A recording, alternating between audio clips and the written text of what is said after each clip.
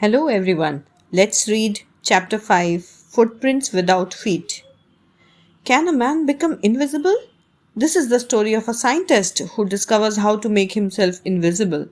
Does he use or misuse his discovery? Read and find out. How did the invisible man first become visible? Why was he wandering the streets? The two boys started in surprise at the fresh, muddy imprints of a pair of bare feet. What was a barefooted man doing on the steps of a house in the middle of London? And where was the man? As they gazed, a remarkable sight met their eyes. A fresh footmark appeared from nowhere.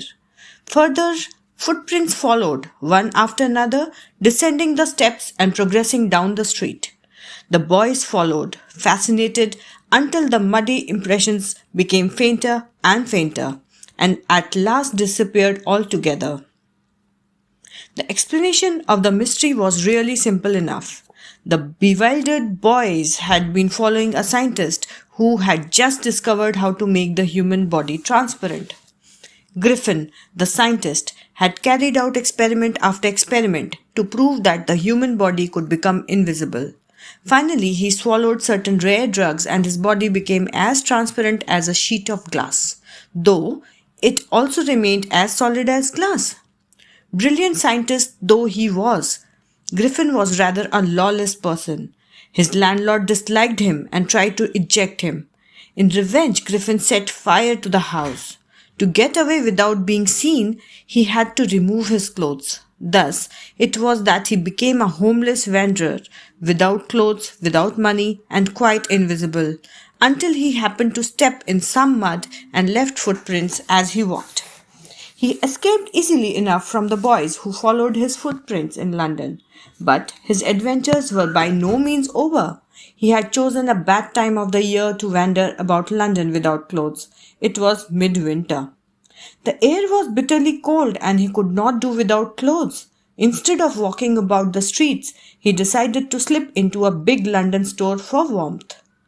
Closing time arrived, and as soon as the doors were shut, Griffin was able to give himself the pleasure of clothing and feeding himself without regard to expense. He broke open boxes and wrappers and fitted himself out with warm clothes. Soon, with shoes, an overcoat, and a wide-brimmed hat, he became a fully dressed and visible person. In the kitchen of the restaurant, he found cold meat and coffee, and he followed up the meal with sweets and wine taken from the grocery store. Finally, he settled down to sleep on a pile of quilts. If only Griffin had managed to wake up in the good time, all might have been well. As it was, he did not wake up until the assistants were already arriving next morning. When he saw a couple of them approaching, he panicked and began to run. They naturally gave chase. In the end, he was able to escape only by quickly taking off his newly found clothes. So once more he found himself invisible, but naked in the chill January air.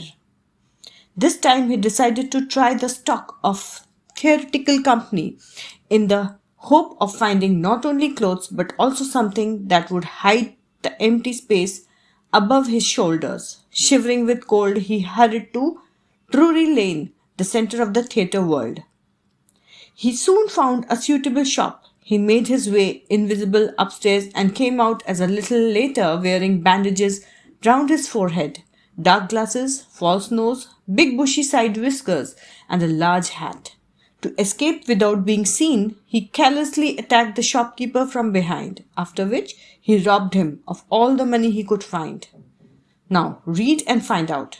Why does Mrs. Hall find the scientist eccentric?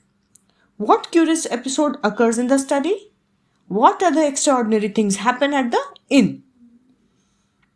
Eager to get away from crowded London, he took a train to the village of Iping, where he booked 2 rooms at the local inn.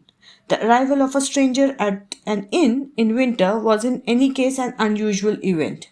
A stranger of such uncommon appearance set all tongues wagging. Mrs. Hall, the landlord's wife, made every effort to be friendly. But Griffin had no desire to talk and told her, "My reason for coming to Iping is a desire for solitude. I do not wish to be disturbed in my work. Besides, an accident has affected my face. Satisfied that her guest was an eccentric scientist, and in a view of the fact that he had paid her in advance, Mrs. Hall was prepared to excuse his strange habits and irritable temper. But the stolen money did not last long, and presently Griffin had to admit that he had no more ready cash. He pretended, however, that he was expecting a check to arrive at any moment. Shortly afterwards, a curious episode occurred.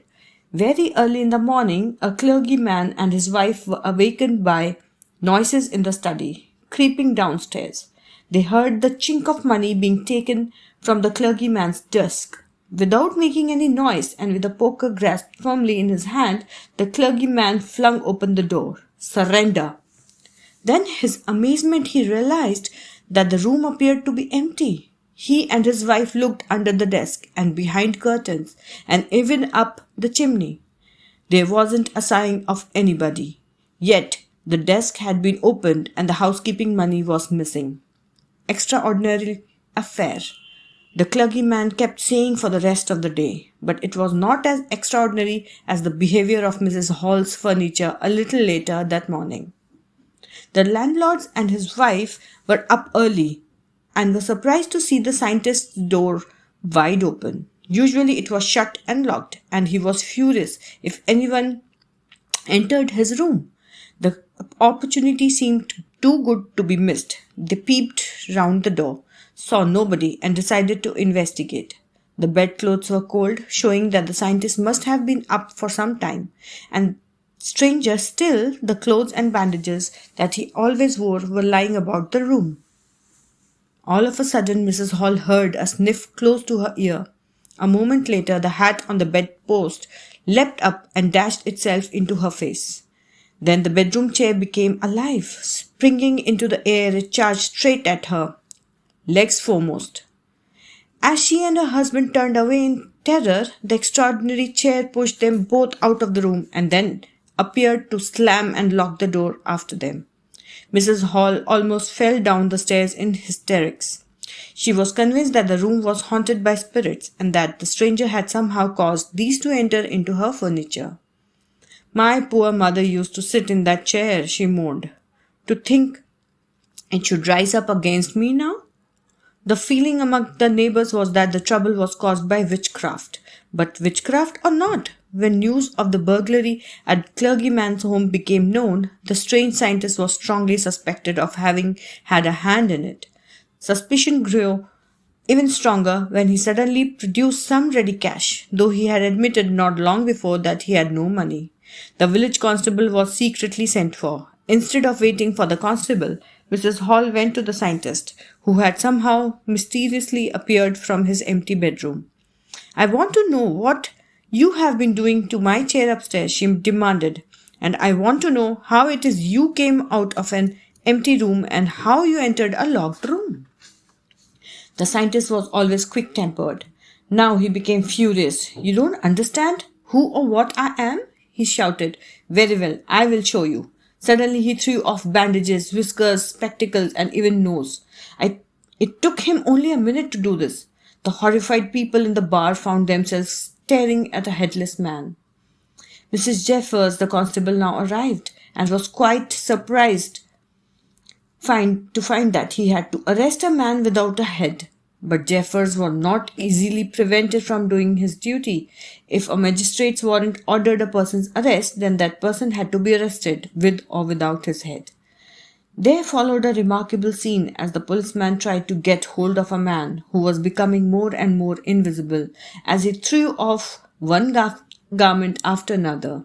Finally, a shirt flew into the air, and the constable found himself struggling with someone he could not see at all. Some people tried to help him, but found themselves hit by blows that seemed to come from nowhere. In the end, Jeffers was knocked unconscious as he made a last attempt to hold on to the unseen scientist. There were nervous, excited cries of "Hold him!" But this was easier said than done. Griffin had shaken himself free and no one knew where to lay hands on him. H.G. Wells. Thank you.